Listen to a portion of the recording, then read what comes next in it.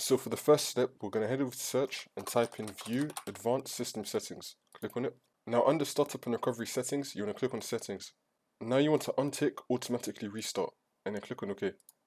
Now for the next step, we're going to head over to search and type in Edit Power Plan. Click on it. Then we're going to click on Change Advanced Power Settings. Now once we're on this, we're going to scroll down and expand Processor Power Management. Then you want to expand Minimum Processor State. If the value is set to 100, then make it 5. But if it's already on 5, or if it's lower than 100 already, then you want to keep it that way. Now you want to expand PCI Express, and then expand Link State Power Management, and then turn this setting off, and then click on OK.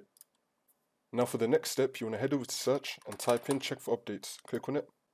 Now you want to check for updates and do the updates that your computer may have. Now for the next step, you want to head over to search and type in Task Manager. Click on it. Now once we're on this, we're going to click on Startup Apps. Then you want to disable all the apps so you don't want to start when your computer turns on. The way to do that is by clicking on it and then click on Disable. And then the status will change to disabled. Now you want to restart your computer and then the problem should be fixed.